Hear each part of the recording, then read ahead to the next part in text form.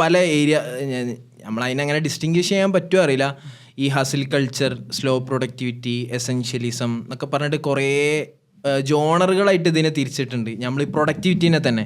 അപ്പോൾ ഈ നേരത്തെ പറഞ്ഞ ഈ അലക്സ് ഹോർമുസി, ആൻഡ്രൂ ടൈറ്റ്, ഈ ആൾക്കാരാണ് അതായത് പണിയെടുക്കുക ഹസിൽ 3x 4x 5x എന്നൊക്കെ പറഞ്ഞിട്ട് അവൻ്റെ BGM ഒക്കെ ഇട്ടുള്ള സാധനം ഉണ്ടല്ലോ, അത് പക്ക ഹസിൽ കൾച്ചറാണ്. അത് ഭയങ്കര ഇടങ്ങാറാന്ന് എനിക്ക് ഫീൽ ചെയ്തിട്ടുണ്ട്. ഇടങ്ങാറാൻ ദ സെൻസ് ഞാനൊക്കെ ഒരു പോയിന്റിൽ അങ്ങനെ ചെയ്തിട്ടുണ്ട്. ഒരാൾക്ക് റെസ്റ്റ് എടുക്കാൻ കഴിയില്ല, ഫിനിഷ് ലൈനും ഉണ്ടാവില്ല.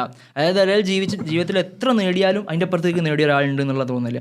അല്ലെങ്കിൽ ഒരാൾ ഇങ്ങനെ ഇരിക്കുകയാണെങ്കിൽ ഓക്കെ അയാൾ പണിയെടുക്കണം, ആ ഒരു ഫീലാണ് ബേസിക്കലി. ഓവർ വർക്കിനെ റൊമാൻറ്റിസൈസ് ചെയ്യുക, അതാണ് പക്ക അസിൽ വർക്ക്. അതായത് നിങ്ങളെ ഫാമിലി അതിനു വേണ്ടി നിങ്ങൾ സാക്രിഫൈസ് ആയ കുഴപ്പമില്ല, അതായത് ഫാമിലി ടൈം ആണെങ്കിൽ കുഴപ്പമില്ല, നിങ്ങളെ ഉറക്കാണെങ്കിൽ കുഴപ്പമില്ല, നിങ്ങളെ വേറെ എന്താണെങ്കിലും കുഴപ്പമില്ല.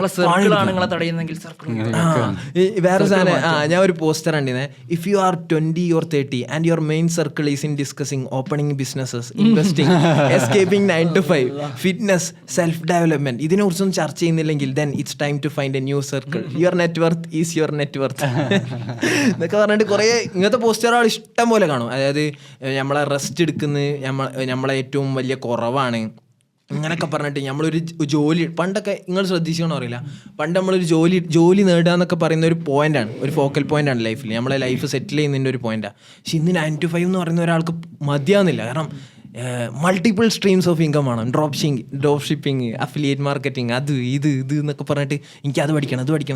എവിടെ നിൽക്കാൻ പറ്റില്ല, നമുക്ക് ഫ്രീ ആവാൻ കഴിയില്ല. കാരണം ഗ്രൈൻഡ് ചെയ്തുകൊണ്ടേ ഇരിക്കുക. ഇതാണ് അസിൽ കൾച്ചർ. ഞാനും കുറേ കാലം അസിൽ കൾച്ചറിൻ്റെ ആളായിരുന്നു. അതുകൊണ്ട് എനിക്ക് കുറേ ഉപകാരം ഉണ്ടായിട്ടുണ്ട്, കുറേ പണികൾ നടക്കും അസിൽ കൾച്ചറിൻ്റെ.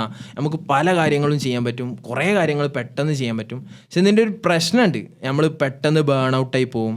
ഇതിനൊരു എൻഡ് ഉണ്ടാവില്ല.